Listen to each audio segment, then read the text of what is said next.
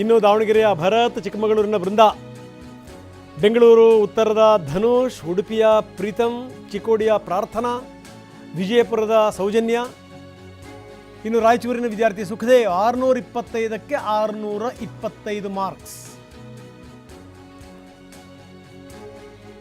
ಇದೀಗ ತಾನೇ ಕೃತಿಕಾ ಮಾತಾಡ್ತಾ ಇದ್ಲು, ಎಷ್ಟು ಅದ್ಭುತವಾಗಿ ಮಾತಾಡ್ತು ಆ ಹುಡುಗಿ. ಆ ಹುಡುಗಿಗಿರುವಂಥ ಕ್ಲಾರಿಟಿ ನಮ್ಮನ್ನು ಆಳುವಂಥವ್ರಿಗೆ ಇರಬೇಕಾಗಿತ್ತು.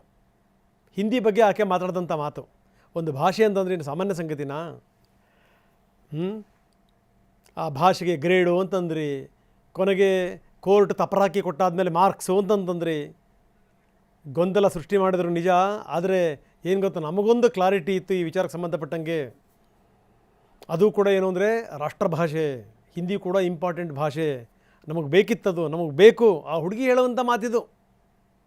ಎಷ್ಟು ಕ್ಲಾರಿಟಿ ಇದೆ ನೋಡಿ ಆ ಹುಡುಗಿಗೆ.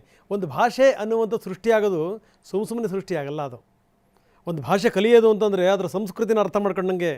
ಎಷ್ಟು ವೊಕಾಬ್ಯುಲರಿ ನಮ್ಮ ತಲೆಯಲ್ಲಿರುತ್ತೆ, ಎಷ್ಟು ಬುದ್ಧಿವಂತರಾಗ್ತೀವಿ. ಯಾಕೆ ದಕ್ಷಿಣ ಭಾರತೀಯರನ್ನ ಬಹಳ ಬುದ್ಧಿವಂತರು ಅಂತಾರೆ? ತುಂಬ ಭಾಷೆಗಳು ಗೊತ್ತಿರುತ್ತೆ ಅವ್ರಿಗೆ. ಅದಕ್ಕೆ ಈ ಬೆಂಗಳೂರಲ್ಲಿರುವಂಥ ಮಕ್ಕಳನ್ನ ನೋಡಿ, ಅವ್ರಿಗೆ ಕನ್ನಡನೂ ಗೊತ್ತು, ಹಿಂದಿನೂ ಗೊತ್ತು, ತಮಿಳೂ ಗೊತ್ತು, ತೆಲುಗು ಗೊತ್ತು, ಇಂಗ್ಲೀಷ್ ಅಂತೂ ತುಂಬ ಚೆನ್ನಾಗಿ ಗೊತ್ತು.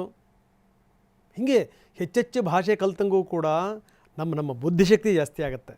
ಒಂದು ಭಾಷೆ ಬೆಳೆಸಬೇಕು ಅಂದರೆ ಇನ್ನೊಂದು ಭಾಷೆನ ಒತ್ತಿ ಅದರ ಕುತ್ತಿಗೆ ಹೆಚ್ಚಿಗೆ ಇನ್ನೊಂದು ಭಾಷೆ ಬೆಳೆಸೋದಲ್ಲ. ಅದರ ಅರ್ಥ ಹೆಂಗೆ ಗೊತ್ತಾ? ಕನ್ನಡ ವಿರೋಧಿಗಳು ಅಂತ ಹಣೆಪಟ್ಟಿ ಕಟ್ಟಬೇಡಿ. ಪಕ್ಕಾ ಕನ್ನಡಿಗರನ್ನೇ. ನಮ್ಮ ಉಸಿರೇ ಕನ್ನಡ, ನಮ್ಮ ಅನ್ನವೂ ಕನ್ನಡ, ಆಯಿತಾ? ಕನ್ನಡದ ಜೊತೆಗೆ ಬೇರೆ ಭಾಷೆಗಳನ್ನು ಕೂಡ ಮಕ್ಕಳು ಕಲಿಬೇಕು ಬೇರೆ ಭಾಷೆನ. ಯಾವುದೋ ಬೇರೆ ದೇಶದ ಲ್ಯಾಂಗ್ವೇಜ್ಗಳನ್ನೆಲ್ಲ ನಾವು ಕಲಿತೀವಿ ಅಂತಂದ್ರೆ ಹಿಂದಿ ಕಲಿಯೋದು ಬೇಡವಾ? ಇದು ಆ ಹುಡುಗಿ ಹೇಳಿದಂಥ ಮಾತಿದೆಯಲ್ಲ ಕೃತಿಕಾ, ನಿಜಕ್ಕೂ ಆ ಹುಡುಗಿನ ಅಪ್ರಿಷಿಯೇಟ್ ಮಾಡ್ತೀನಿ. ಆ ಹುಡುಗಿಗೆ ತುಂಬ ಆಸೆ ಇದೆಯಂತೆ, ಇಸ್ರೋಕ್ಕೆ ಹೋಗಬೇಕು, ನಾನು ಆಸ್ಟ್ರಾನಮಿ ಕಲಿಬೇಕು ಅನ್ನುವಂಥದ್ದು. ಗ್ರೇಟ್.